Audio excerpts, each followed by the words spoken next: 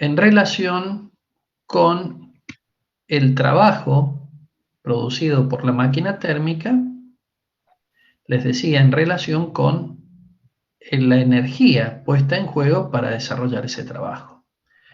Siempre un rendimiento, de la naturaleza que fuere, puede ser visto, entendido o recordado como lo que obtengo referido, cuando digo referido me refiero a un cociente, a una división, referido a lo que aporté para obtenerlo.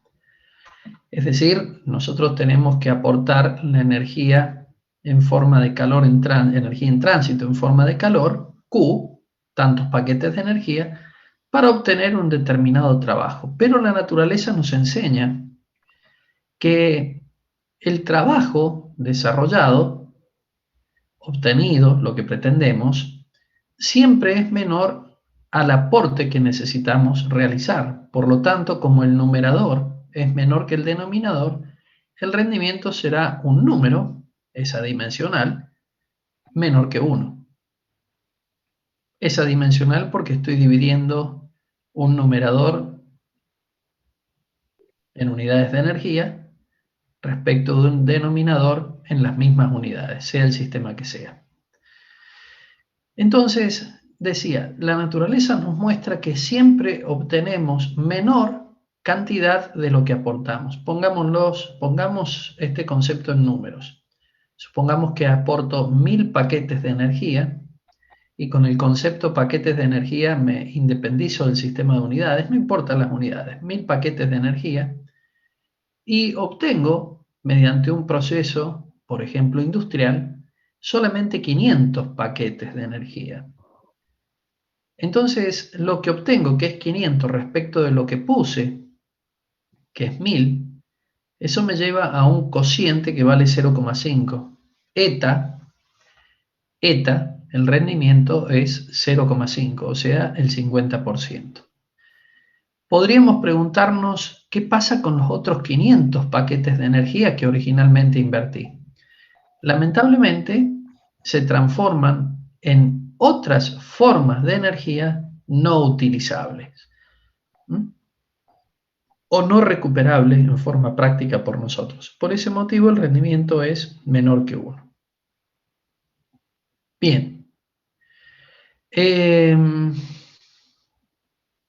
Por definición, en un ciclo de trabajo, el rendimiento quedará definido en términos de los calores cedidos de la fuente caliente al sistema y del sistema a la fuente fría, estableciendo de esa manera la necesidad de un salto térmico.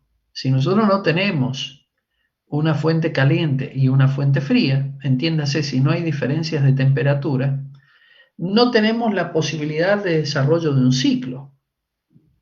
O sea que en el mismo rendimiento, cuando relacionamos el calor de la fuente fría y el calor cedido de la fuente fría y el calor absorbido de la fuente caliente, cada uno a sus respectivas temperaturas, estamos viendo que el mecanismo que facilita este proceso térmico cíclico es un salto de temperatura. Si no existe un salto de temperatura, entonces no habría la posibilidad de hablar de un proceso termodinámico con un rendimiento asociado. Ahora, ¿puede ser el rendimiento 100%? En términos matemáticos sí, porque si QF vale 0, como lo indica acá la expresión, entonces el rendimiento nos lleva a un valor 1. Que el rendimiento valga 1 significa que aporto 1000 paquetes de energía y obtengo en forma de trabajo 1000 paquetes de energía, el rendimiento es 1 o 100%. Es decir, que desarrollo el 100% del trabajo que proviene del 100% de la energía puesta en juego en el proceso. Y eso no es real. Porque para que esto sucediera, el calor QF tendría que ser 0. Y el calor QF, que es energía en tránsito, el calor liberado a la fuente fría, para que éste sea 0, se requiere que la temperatura de la fuente fría sea nula. Esa temperatura en escala absoluta o termodinámica. Ustedes saben que la escala termodinámica o absoluta es la escala Kelvin. Pero el cero de la escala Kelvin no se puede alcanzar, jamás. Es un punto inaccesible en la naturaleza. Es tan fundamental esta idea que estoy dando que se denomina tercer principio o tercera ley de la termodinámica. ¿Qué dice la tercera ley de la termodinámica? Mejor dicho, hace referencia a la inaccesibilidad al cero absoluto. Allí, en el cero absoluto, si pudiéramos acceder, cosa que es imposible por principio físico, por ley física, sucederían cosas muy extrañas. La materia quedaría como fija en el espacio, y cuando digo materia no piensen en macropartículas, sino piensen en átomos. Es más, un átomo sería como una macropartícula. Pensemos en las subpartículas que constituyen a la materia, como por ejemplo los quarks, los muones. Y en ese estado de quietud absoluto no habría ningún tipo de movimiento, ni transformaciones, ni partículas que nacen y mueren. Entonces sería un estado, digamos, de inactividad absoluta, y eso no acontece, no puede suceder. Esto que estamos hablando es muy interesante porque nos da un indicio respecto de un diseño inteligente en la naturaleza, todo lo que observamos alrededor, y de un diseñador que ha puesto en funcionamiento todas las cosas en la naturaleza. Entonces, veíamos en esto de los procesos cíclicos que la segunda ley de termodinámica ahora la podíamos enunciar de la siguiente manera: es imposible tener un rendimiento unitario. Es imposible que todo el calor puesto en juego en un proceso de una fuente caliente a una temperatura Tc pueda ser convertido a trabajo mecánico. Es imposible que 1000 paquetes de energía yo los pueda convertir en 1000 paquetes de trabajo mecánico útil. Y esto constituye el enunciado de Kelvin-Planck. Es imposible construir una máquina térmica que, funcionando cíclicamente, de eso estamos hablando, de ciclos termodinámicos, pueda absorber energía de un depósito caliente, puede absorber 1000 paquetes de energía y convertirla completamente en trabajo. Entonces uno se pregunta, ¿y cuál sería el depósito caliente? Que luego esto se produce en trabajo. Por ejemplo, el gas que evoluciona dentro del cilindro de un motor de 4 tiempos. Cuando el gas se comprime, ese gas es la mezcla de aire y combustible, y luego se inflama, se enciende, se combustiona por medio de la acción de una chispa que inicia el proceso.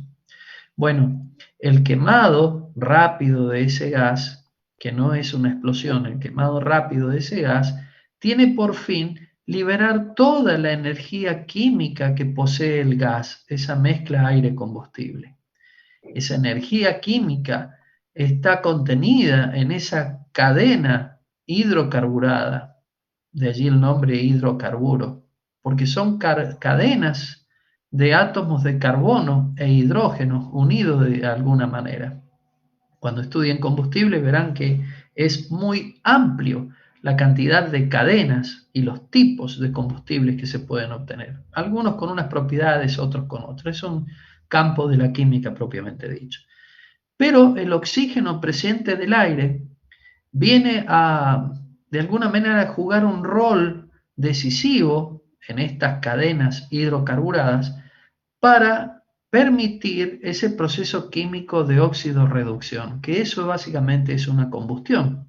Más allá de que sea rápido el proceso, no significa que el proceso en cámara lenta lo pudiéramos nosotros observar como un proceso redox altamente rápido. En ese proceso químico de óxido-reducción que se inicia con el disparo de la chispa en alta tensión de la bujía, allí se inicia, decía, en ese proceso de óxido-reducción se libera energía térmica. Entonces, esa energía química presente en ese sistema, que es el gas que todavía no ha sido encendido, esa energía química está potencial, porque deseosa de manifestarse una vez que las condiciones se establezcan para que ese proceso se inicie, y las condiciones son el disparo de una chispa en alta tensión, que dispara el proceso justamente de óxido-reducción. Nosotros le llamamos a esto explosión, mal llamado, porque es una combustión, y la combustión es un proceso exotérmico, es decir, con liberación de energía térmica, ¿sí?, en forma de calor, energía en tránsito, cuya manifestación visible es un incremento de temperatura, y una transformación físico-química del sistema evolucionante. Ustedes dirán, ¿y cuál es el sistema evolucionante? Bueno, esa cantidad de moles de gas.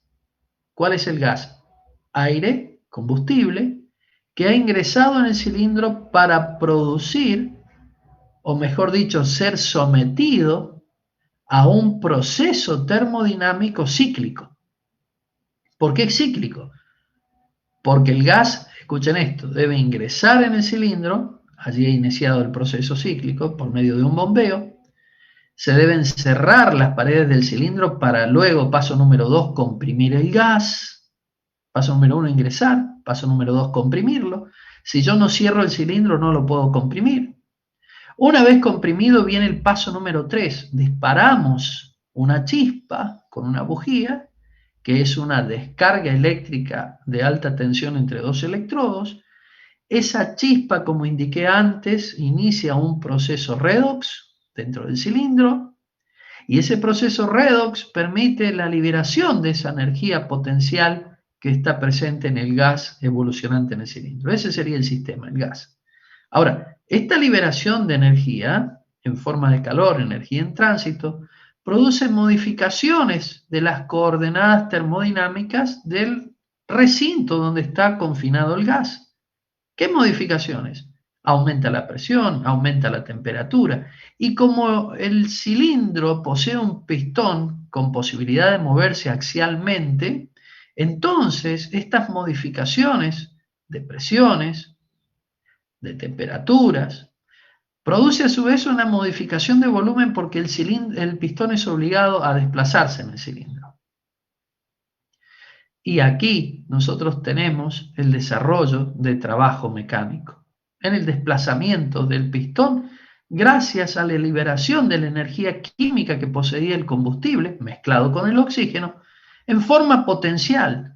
Porque si la chispa no se enciende, no pasa absolutamente nada. El motor falla. De hecho, es una de las causas de falla en los motores.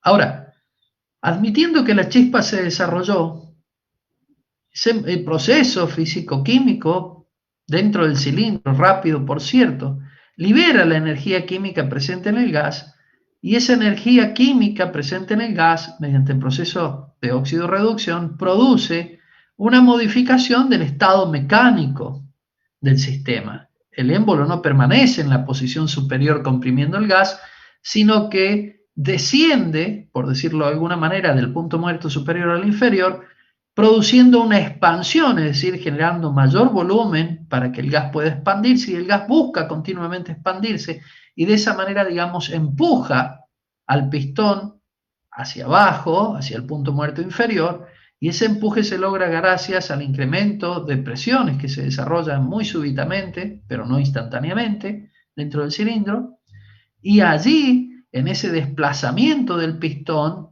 que adquiere velocidad desde 0 hasta un valor máximo de velocidad y luego se detiene, entonces allí, fuerza por velocidad, ¿sí?, nos va a estar dando la potencia desarrollada. Ahora, 3 pasos hemos visto hasta acá. ¿Cuál sería el cuarto paso? El cuarto paso sería que el pistón ahora vuelve a subir en su carrera del punto muerto inferior al superior, buscando comprimir el gas, pero el gas, que ya está quemado, tiene residuos,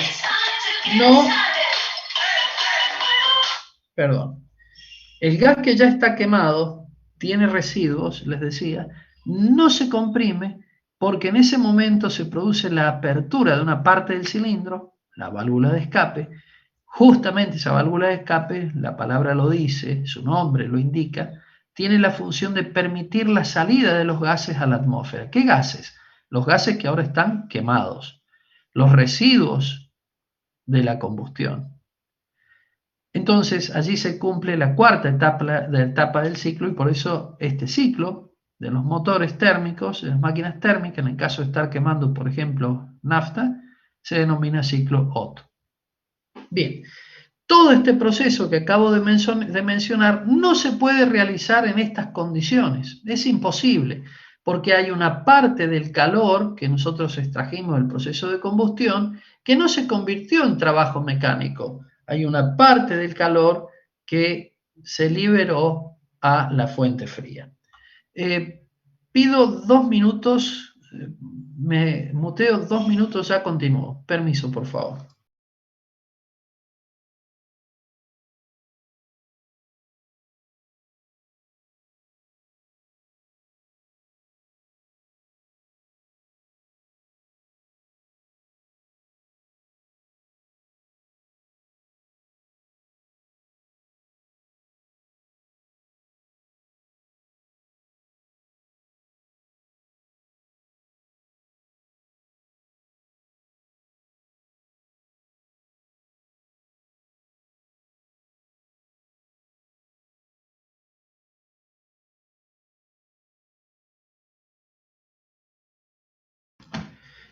Perdón.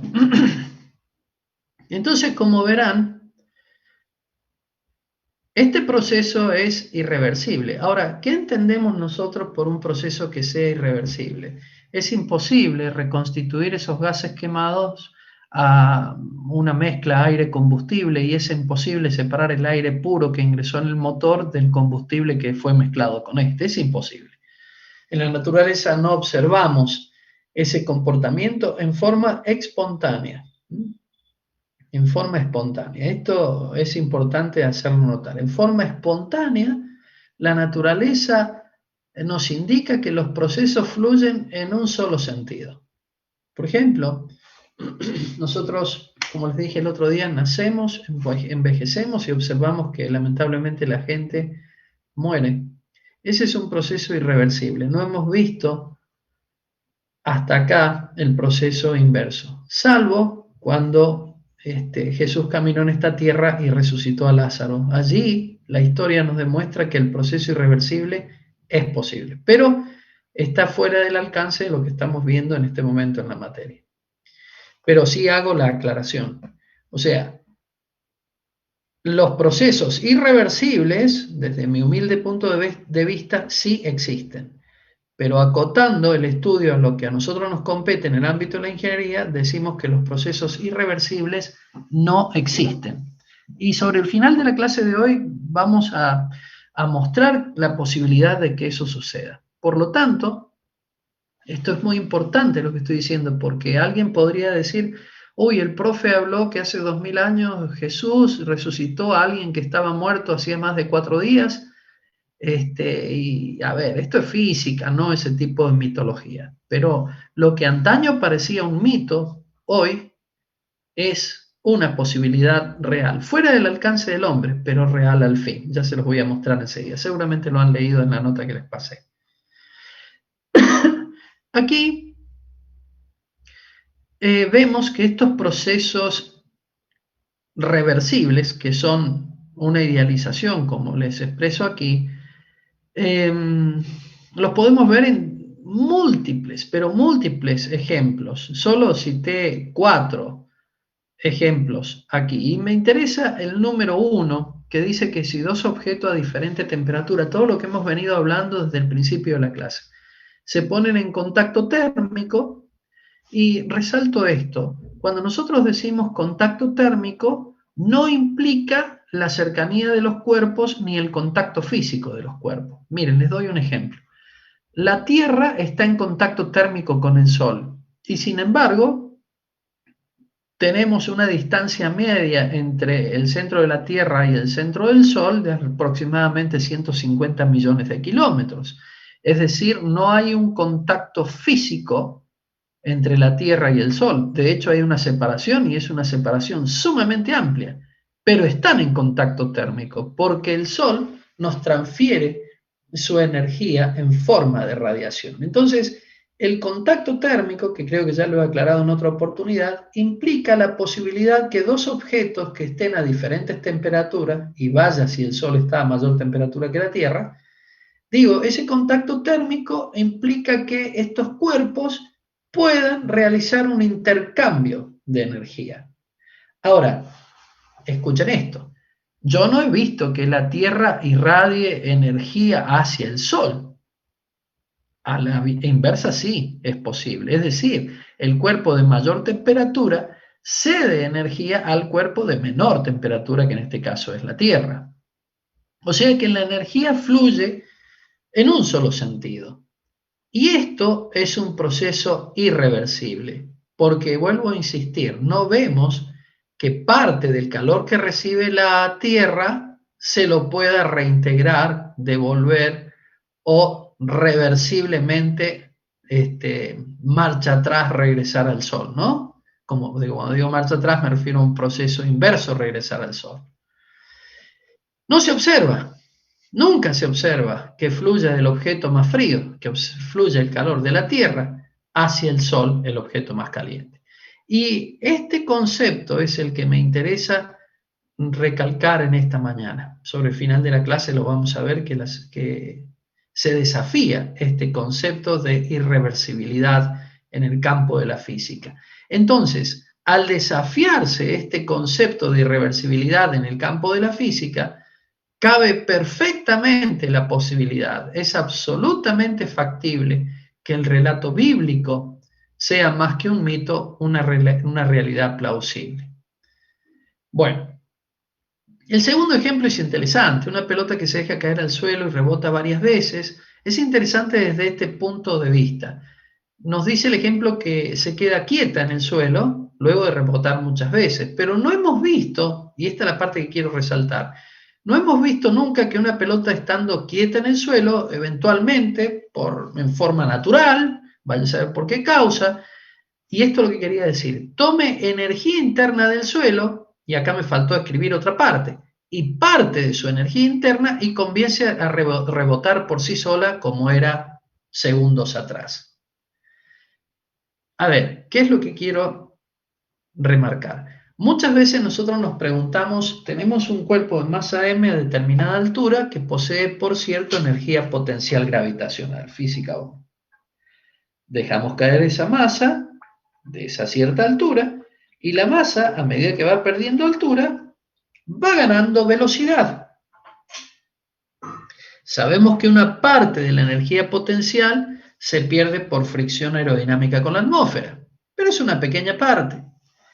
Ahora la pregunta es, ¿qué acontece con esa energía inicial que tenía la pelota, energía potencial inicial? ¿Qué acontece cuando ésta, luego de algunos segundos, que son pequeños por cierto, el delta T, queda quieta en el suelo? ¿Qué pasó con la energía si el principio de conservación a mí me dice que la energía no se puede crear, no se puede destruir, sino transformar de una forma en otra? ¿A dónde se fue la energía potencial? Bueno, hoy en termodinámica podemos obtener la respuesta a esa pregunta. La energía, parte, se disipó en forma de calor, energía en tránsito, a la atmósfera. Esa energía en tránsito a la atmósfera ha aumentado el nivel de energía interna en la atmósfera.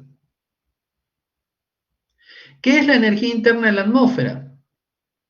Es la energía cinética que poseen las partículas de aire presentes en la atmósfera. Ahora se agitan con mayor intensidad.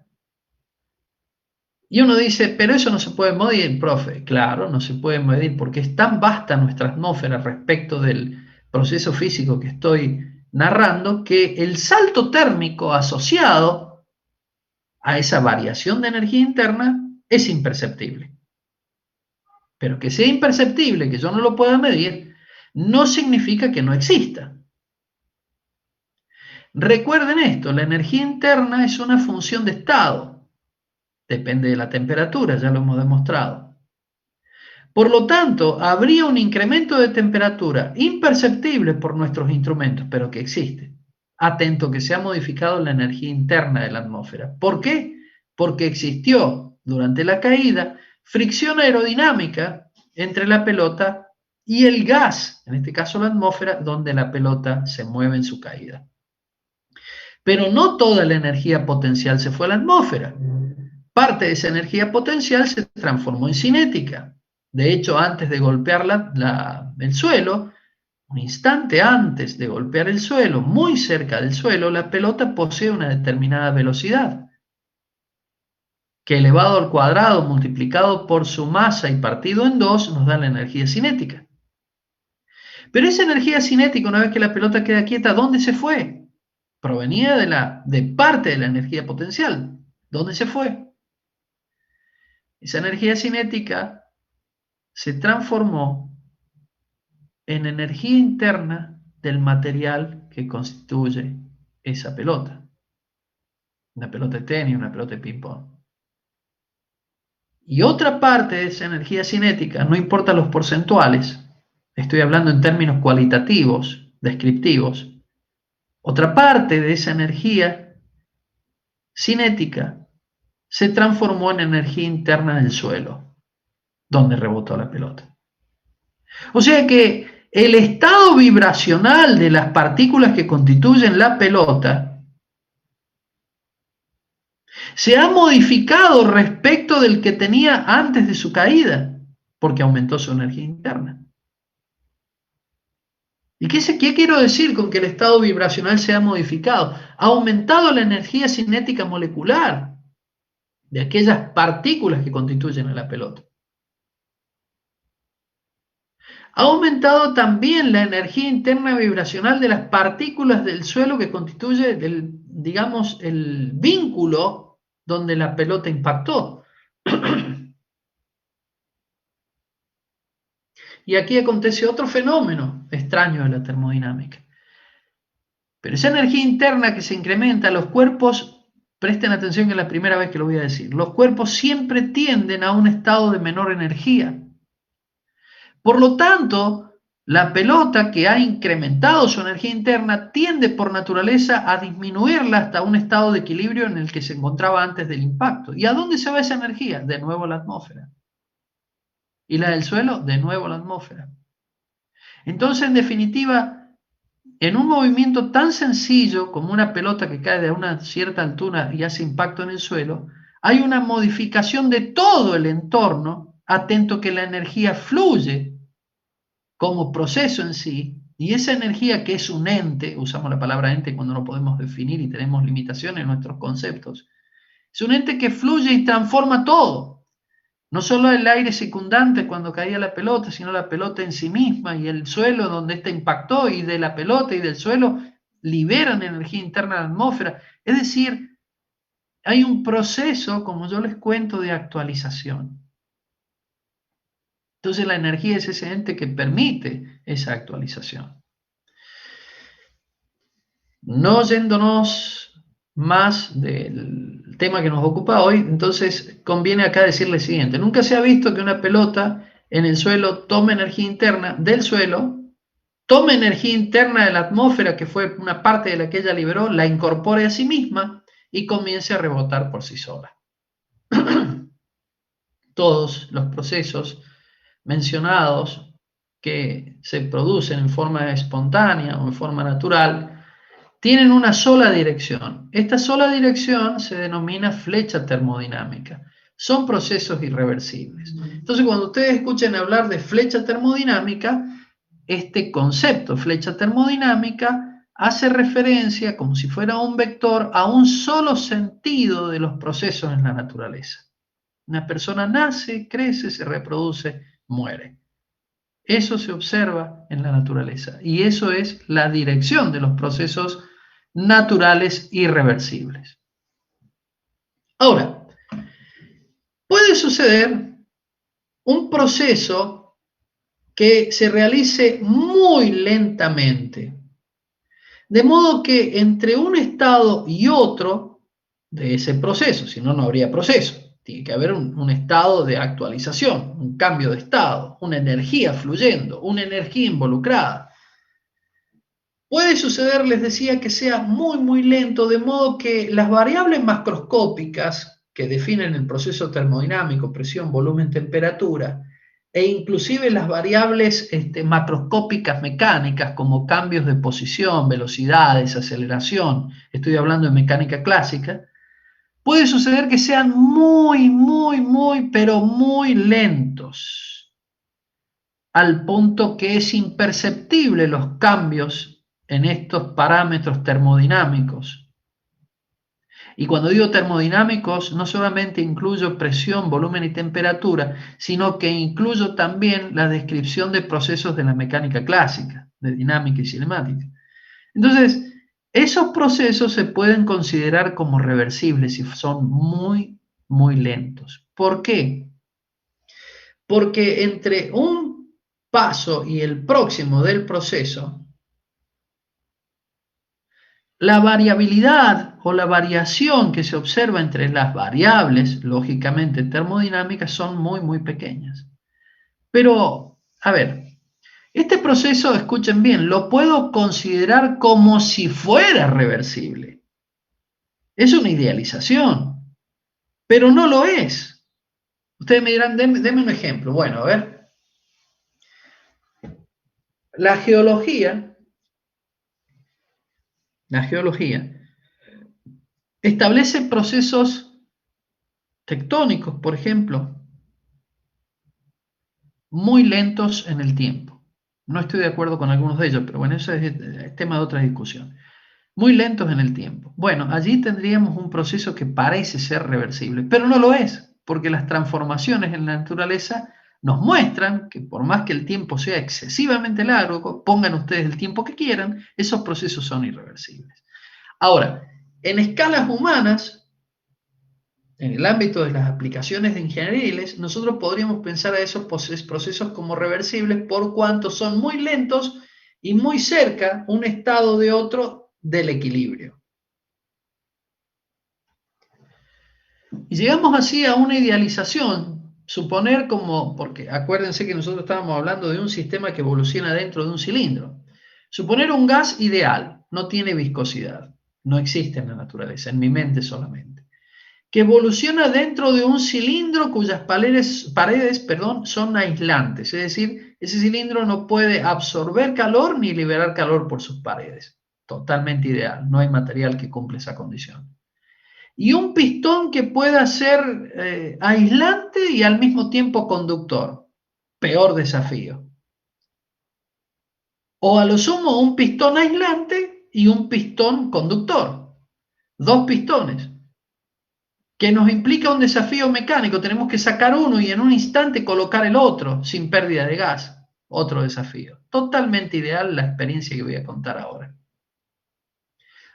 Pero, si bajo estas condiciones de materiales que acabo de enunciar, comprimo el gas muy despacio dentro de ese cilindro con un émbolo que puede desplazarse un pistón. ¿Cómo lo puedo hacer a esto? Colocando granos muy, muy pequeños en la parte superior del émbolo, de modo que el émbolo, que además se mueve en el cilindro sin fricción, otra idealización más, pueda desplazarse y, por ejemplo, comprimir el gas. Fíjense la cantidad de supuestos ideales que he realizado.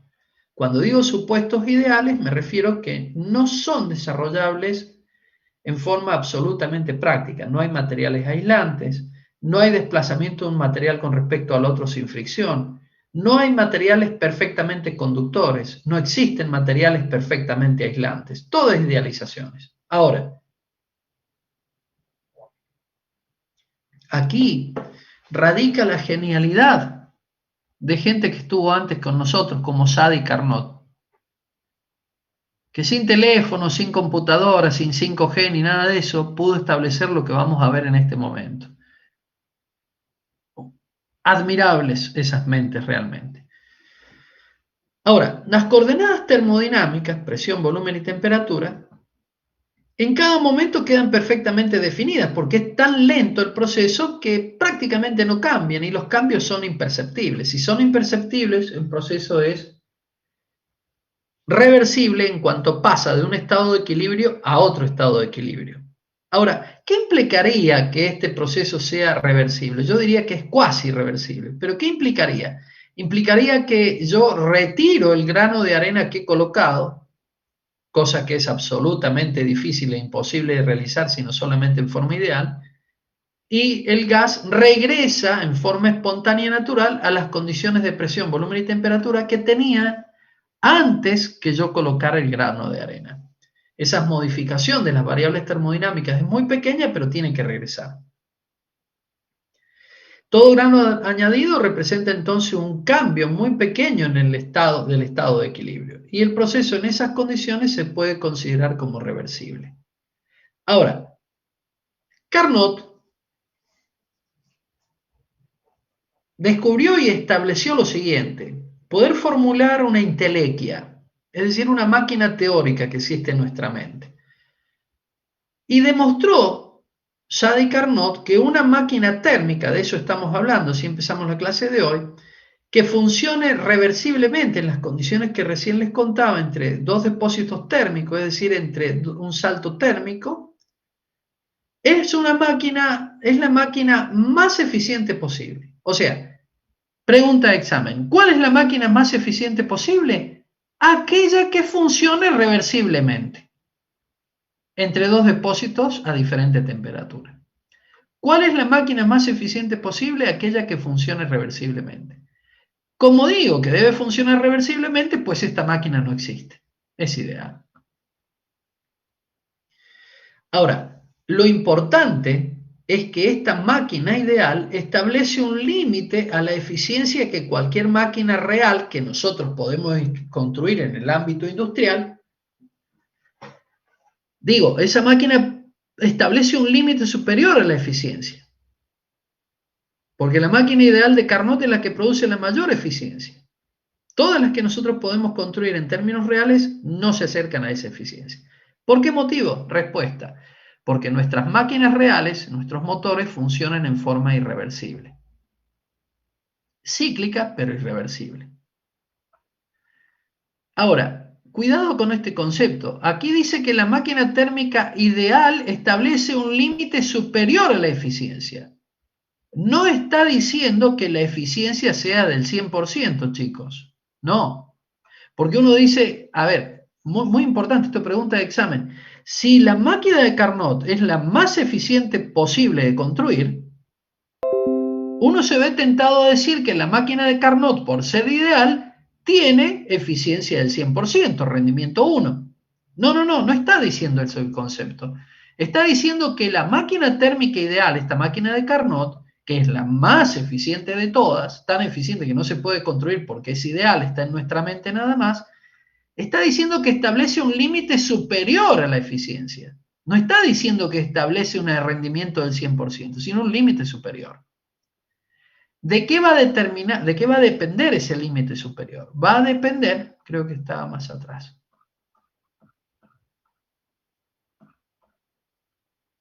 Acá está.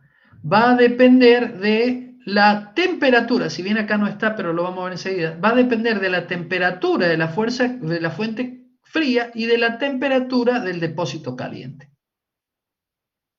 Pero siempre la temperatura de la fuente fría y la temperatura de la fuente caliente existe como un delta T que permite el proceso.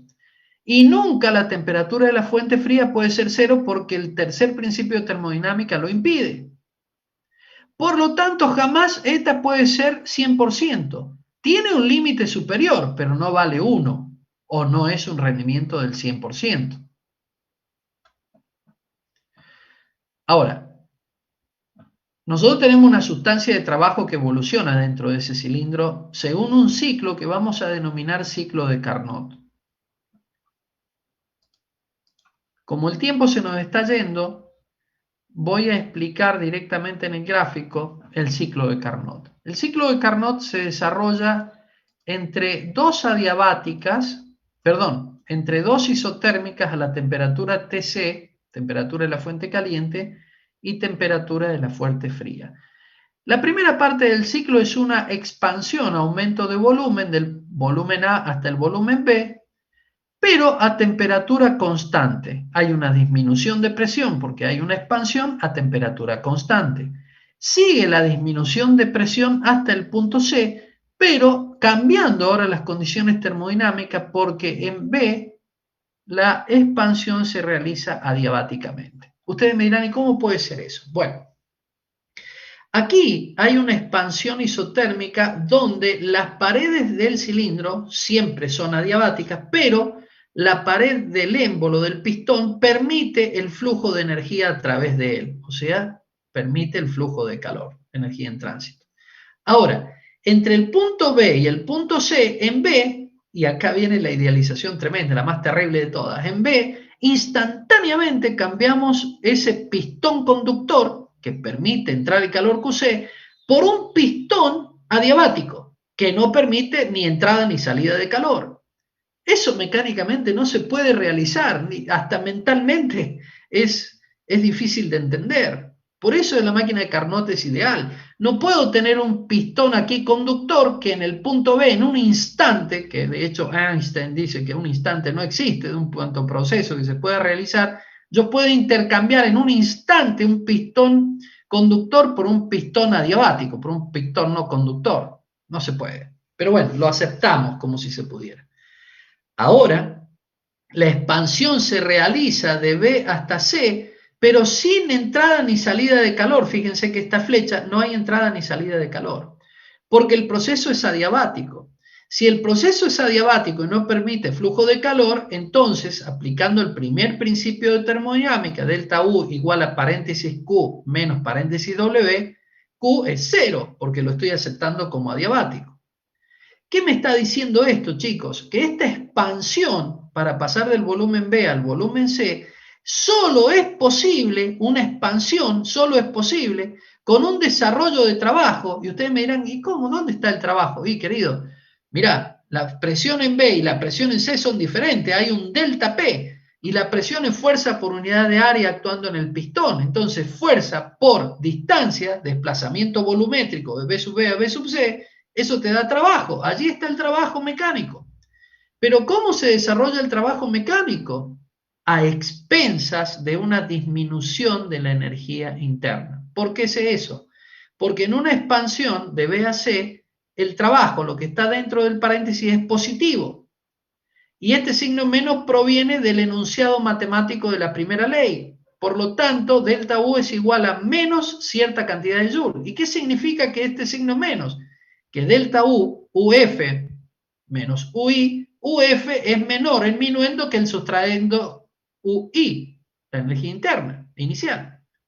Entonces, si la energía interna final ha disminuido, eso fue necesario para desarrollar trabajo de expansión entre B y C. Ahora, ¿por qué la energía interna entre A y B, y completamos con esto el proceso de expansión, es nula entre A y B? Porque la energía interna, recuerden siempre, es una función de estado, depende de la temperatura. Y si entre A y B yo me estoy moviendo en una isoterma, igual temperatura, no hay cambio de temperatura y la energía interna depende de los cambios de temperatura, entonces no hay variación de la energía interna. La energía interna final respecto a la inicial es la misma porque no ha cambiado la temperatura, por eso delta U vale cero. Aplicando el primer principio, delta U igual a Q menos W, entre paréntesis ambos, nos queda que Q es igual a W. O sea que este calor que ingresa al ciclo, ¿cómo ingresa? Quemando el combustible, por ejemplo, se utiliza para desarrollar trabajo en el proceso isotérmico entre A y B. ¿Por qué digo entre A y B? Porque entre A y B yo me estoy moviendo en una isoterma y en ese proceso isotérmico tengo un pistón que es conductor y esto me permite el tránsito de energía en forma de calor. hemos llegado así al punto C, a una temperatura menor a la temperatura TC. Observen este detalle. Tengo que tener una diferencia de temperatura para poder concebir un ciclo. Porque si la curva TC se monta sobre la curva TF, esta figurita, que parece un rectángulo deformado, ¿sí?, desaparece, no hay ciclo. Entonces, el hecho de que exista un ciclo es consecuencia de una diferencia de temperaturas que debo aceptar. Debe existir. Si no hay diferencia de temperatura, no hay flujo de energía y no hay ciclo posible. Tremendas implicancias tienen estos conceptos en la naturaleza, para entender la naturaleza. Pero no me voy a ir por las ramas porque el tiempo es poco. Vamos a una compresión ahora del gas entre el volumen B y el volumen C, es decir, achicamos, lo confinamos al gas a un recinto más chico, un volumen B sub D. Por lo tanto, hay una compresión. Y en este momento, en el punto C, volvemos a cambiar el pistón y ahora tenemos un pistón que permite el flujo de calor, es conductor. Hemos retomado aquí el pistón que teníamos en el proceso AB, lo volvemos a colocar acá. Y en el proceso DA, para cerrar el ciclo, volvemos a sacar este pistón y colocamos el que teníamos entre B y C, el adiabático.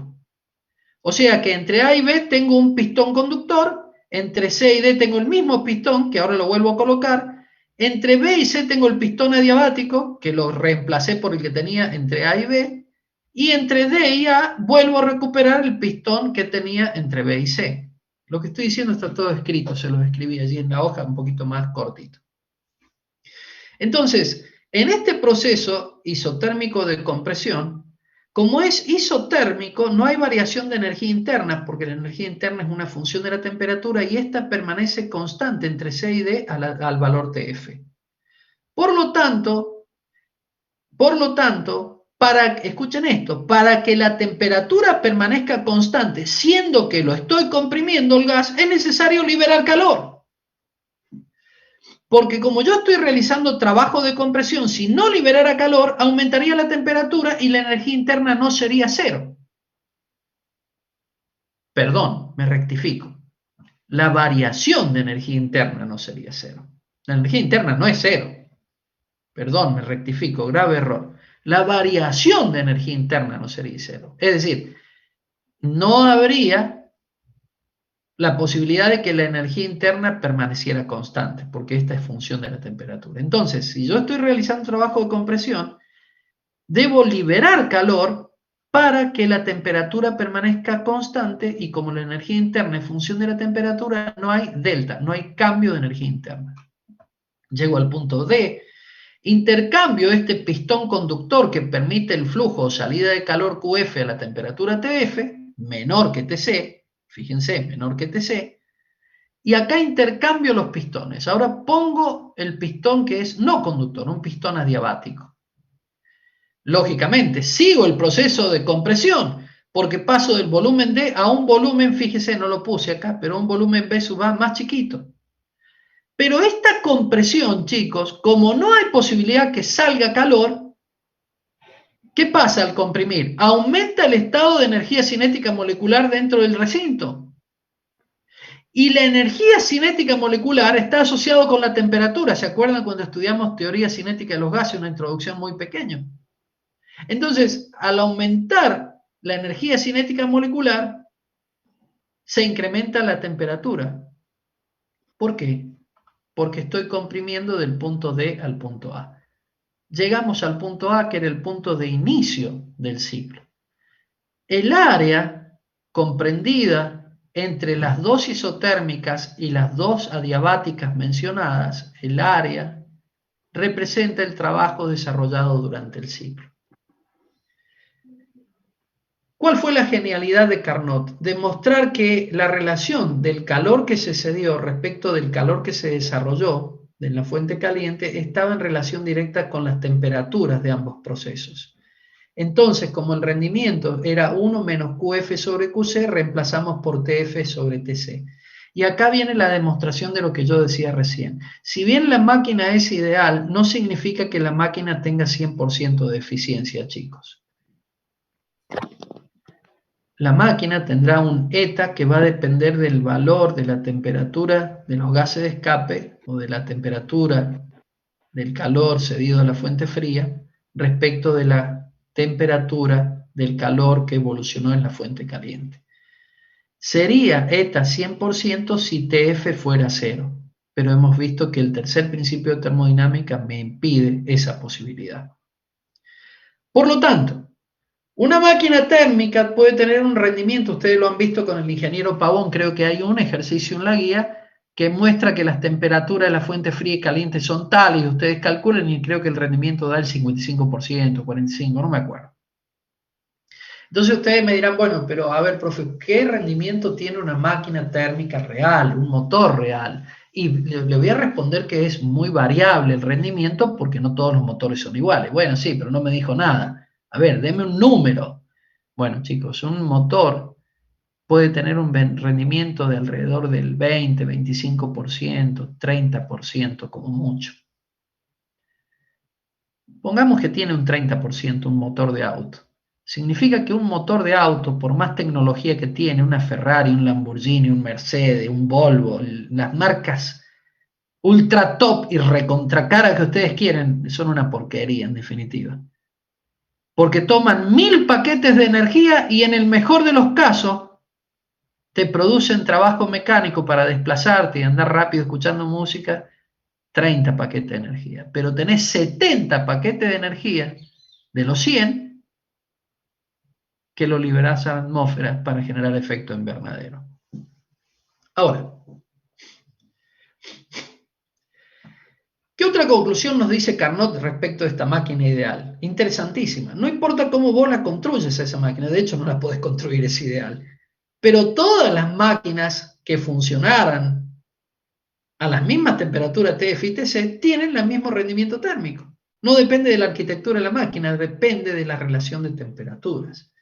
Pero recordemos que el rendimiento en este caso, si bien TF no lo podemos hacer cero, lo podemos aumentar teniendo en cuenta este concepto, aumentar la temperatura de la fuente caliente y disminuir la temperatura de la fuente fría.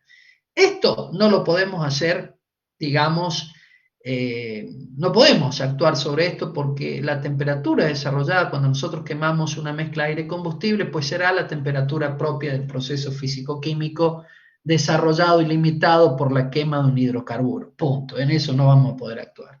Ahora, sí podemos actuar en la temperatura de la fuente fría. Entonces, la tecnología del desarrollo de motores ha permitido, por ejemplo, los primeros motores térmicos que equipaban a los aviones antes de la Primera Guerra Mundial eran motores, pero recontra ineficientes. El rendimiento podía estar aún por debajo del 20%, cercano al 20%, y hoy por hoy, prácticamente 100 años después, el rendimiento podemos estar cerca del 30%, y no quiero mentirle, no sé si he leído respecto a un rendimiento del 35%. Pero, en definitiva, ¿cómo se ha logrado ese incremento en el rendimiento? Se ha logrado trabajando sobre la temperatura de la fuente fría, logrando mayor eficiencia mecánica, mayor eficiencia del ciclo termodinámico, porque el ciclo termodinámico de una máquina térmica real es muy diferente al ciclo de Carnot y tiene varios aspectos físicos a considerar en el desarrollo de la teoría de motores. Pero eso es una cuestión que ustedes como ingenieros industriales no lo van a ver a menos que se especialicen en ese tema. Lo dejamos ahí. Ahora, decimos y recalcamos por quinta vez, el rendimiento, la eficiencia no puede ser cero porque implicaría que la temperatura TF sea 0 Kelvin y esto es una imposibilidad de la naturaleza. El tercer principio de termodinámica nos los impide. Bueno, y acá llegamos justamente al enunciado de la tercera ley de termodinámica. Vamos a dejar la clase de hoy aquí en la parte de rendimiento de la máquina de Carnot. A ver si en unos minutos puedo llegar a dar esto. Sí, lo puedo decir en un minuto. Fíjense que tomando en cuenta el ciclo de Carnot, la expansión isotérmica entre A y B y la compresión isotérmica entre C y D, nosotros cuando estudiamos transformaciones en gases pudimos matemáticamente encontrar la ley matemática que nos establece el trabajo desarrollado en un proceso isotérmico. Entre A y B, expansión. Entre C y D, compresión. Y en ese trabajo de proceso termodinámico isotérmico, nosotros veíamos que teníamos que considerar la cantidad de gas a través del número de moles, R la constante universal de los gases perfectos, dicen los libros, pero yo lo considero ideales porque no hay viscosidad. TC, la temperatura de la isotérmica donde estoy realizando la expansión, fíjense que TC es mayor que TF, porque la compresión se realizaba a menor temperatura, y el logaritmo natural de la variación de volúmenes. Yo paso de un volumen A grande a un volumen B, perdón, de un volumen A determinado a un volumen B más grande porque estoy desarrollando una expansión. Entonces, este número es mayor que este otro, el logaritmo de un número mayor que 1 es positivo y el trabajo QC, por lo tanto, será positivo, porque los otros tres factores son intrínsecamente positivos. No sucede lo mismo para la compresión, porque en una compresión el volumen D es menor, el volumen final, que el volumen inicial de donde partí, el volumen C, fíjense después en el ciclo. Entonces, este número, al ser más chico que el denominador, me da un número comprendido entre 0 y 1, y ustedes saben muy bien que el logaritmo natural de un número comprendido entre 0 y 1 es matemáticamente negativo. Entonces el logaritmo de este cociente me da negativo, y de allí viene este signo menos. Aquí se lo desarrollé arriba. Ahora, bueno, el calor es negativo, atento a esta variación de volumen, que el volumen final es menor que el volumen inicial en el proceso de compresión. Ahora, reemplazando entonces la expresión para QF y para QC, que provienen del desarrollo o del estudio del trabajo desarrollado en un proceso isotérmico, repásenlo, reemplazándolo, vemos que podemos simplificar estas cantidades, o sea, el gas evolucionante es el mismo, la constante es la misma. Esto es mentira porque los gases cambian cuando se queman, pero estamos hablando de una máquina ideal. Las temperaturas TF y TC son diferentes, y lo que restaría ahora es analizar qué pasa con los volúmenes B sub C, B sub D, B sub B y B sub A. Para eso nos tenemos que ir a lo que era un proceso adiabático, cuando estudiamos el trabajo desarrollado en un proceso adiabático, cómo variaba la presión y volumen, y luego de eso recuerden que hicimos un paso más matemático para encontrar una relación entre la temperatura y el volumen en un proceso adiabático. En aquella oportunidad, y les pido por favor un poquito de paciencia, 5 minutos nada más, ya termino. En aquella oportunidad encontrábamos una relación entre temperatura y volumen para procesos adiabáticos, en donde el volumen estaba elevado a la gamma menos 1, donde gamma era la relación de Cp sobre Cv. Calor específico, presión constante, dividido calor específico, volumen constante. ¿Recuerdan? Bien. Ahora, si aplicamos esta relación entre temperatura y volumen para la parte adiabática, ¿de dónde? Del ciclo. Aplicamos esta relación para esta parte de expansión y para esta parte de compresión, ambas adiabáticas. Relacionan volúmenes entre los puntos B, C, D y A. Acá es A y D mayúscula, chicos. Ahora, resulta que si dividimos miembro a miembro, dividimos esto sobre esto y esto sobre esto, las temperaturas se van y nos queda esta relación. Pero los gamma los puedo también cancelar, sacando la raíz gamma menos 1 en ambos miembros, a la izquierda y a la derecha. Entonces llegamos a esta conclusión, que B sub A sobre B sub B es igual a B sub C sobre B sub D. Por lo tanto, los logaritmos de la expresión esta son iguales, porque esto, el logaritmando del numerador, es igual al logaritmando del denominador. Entonces, se cancelan los logaritmos. Y llegamos, en definitiva, volvamos atrás. Si esto se simplifica, esto y esto se simplifica, sobrevive TF y TC, que son diferentes, la temperatura de la fuente fría y la temperatura de la fuente caliente. Y hacemos una consideración adicional. Debemos eliminar este signo menos, por lo tanto nos quedamos con el valor absoluto de este cociente de temperaturas.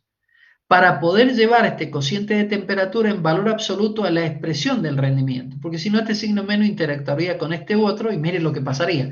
Menos, menos, más, el rendimiento sería 1 más la relación temperatura, el rendimiento sería mayor que 1, eso no puede ser. Por lo tanto, no puede ser por definición intrínseca de rendimiento. El rendimiento es lo que vos obtenés en función de lo que aportaste. Nunca podés obtener más de lo que aportaste. Entonces, por ese motivo es que nosotros debemos elegir aquí el valor absoluto del cociente de los calores cedidos a la atmósfera o al medio exterior, a la fuente fría, respecto del calor de la fuente caliente desarrollado. Llegamos a la demostración de que el rendimiento de la máquina de Carnot solo depende de la relación de temperaturas, de la fuente fría y la fuente caliente. Bueno, las 10:04 minutos. El día lunes de la semana que viene voy a terminar la clase 5 y comenzar ya con la clase 6 haciendo un comentario respecto de esta nota muy, muy interesante que habla esta nota acerca de lo que dije al principio de esta clase. Es decir, lo que hace 2000 años atrás para nosotros parecía, digamos, hace 10, a ver, lo voy a expresar así, hace una década atrás nosotros podíamos llegar a pensar que lo que sucedió en Palestina entre Jesús y su amigo Lázaro era imposible, era un mito, la resurrección, por ejemplo. Hoy, a partir de 2014 para acá, hace muy poquitos años, la ciencia nos muestra que aquellos procesos que en la naturaleza son irreversibles, y nos lo indica el segundo principio de termodinámica, esa irreversibilidad está a escala de los procesos humanos. Pero a otra escala hace falta una revisión de la segunda ley de termodinámica. ¿Qué significa? ¿Que se puede violar? No, no. Significa que no conocemos a otras escalas que no sean macroscópicas humanas los fenómenos de la naturaleza, cómo se desarrolla. Por lo tanto, son absolutamente plausibles esos procesos. Estoy diciendo de otra manera, es absolutamente posible que el relato bíblico de la resurrección de Lázaro sea un relato verosímil. Bueno, 10:05. Les mando un saludo a todos, cuídense mucho y Dios mediante estaremos reuniéndonos el próximo lunes para comenzar con la clase número 6, habiendo hecho el cierre de las 5 con un comentario sencillo de esta nota. Que anden muy bien, les mando un abrazo y cuídense mucho. Profe, un segundo. Sí.